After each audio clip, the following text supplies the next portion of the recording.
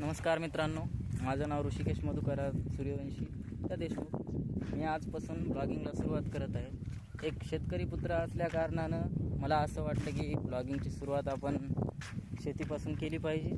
तर या कारणामुळे आम्ही आज शेताकडे आलो होतो. हे माझा भाऊ बघा, याच्याकडे अतुल मधुकरराव देशमुख याचं नाव. आणि शेतीच्या कारणानं आम्ही आलो होतो, काही काम होतं त्यामुळे शेतात आलो होतो. तर असा विचार केला की इथूनच सुरुवात केली पाहिजे. तुम्ही बघू शकता माझ्या पाठीमागे हे आमचे सोयाबीन आहे. तुम्हाला कदाचित दिसेल, हे बघा. मी होईल तेवढे दाखवण्याचा प्रयत्न करत आहे. दिसत असेल ते जे लिंबाचं झाड दिसत आहे तुम्हाला, त्याच्यावरून आमचा कापूस आहे. तिथे मध्ये कॅलन आहे.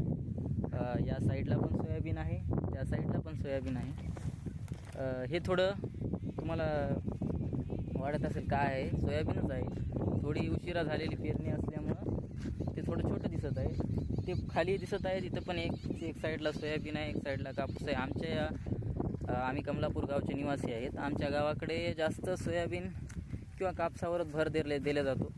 पाण्याची कमतरता थोडी आहे इकडे, त्यामुळे फळबाग किंवा हळद अशा पीक आमच्या इकडे घेतल्या जात नाहीत. आणि तुम्हाला असं वाटत असेल आज आम्ही इकडे कशाला आलो. आम्ही गावामध्ये स्थायिक नाहीत, आम्ही परभणीला राहतो सहसा. पण काही काम शेतामध्ये असल्यामुळं आम्ही येत राहतो तसं शेताकडे. आज ही जी पेरणी झालेली आहे त्याच्यानंतर ट्रॅक्टरनं पेरणी झालेली आहे. त्याच्यानंतर काही ठिकाणी असं होतं की जिथे शेत जास्त निब्बर किंवा हिंदी भाषेत काय म्हणू शकतो तुम्ही, जास्त कठोर असल्यामुळं तिथं सोयाबीन येत नाही किंवा काही कारणामुळे पाणी उशिरा पडल्यामुळे येत नाही. अशा ठिकाणी नंतर आपल्याला सोयाबीन लावून काढावं लागते हाताने. त्याला तूट भरणं म्हणतात. तर ते आमचं आज भरणं झालेलं आहे.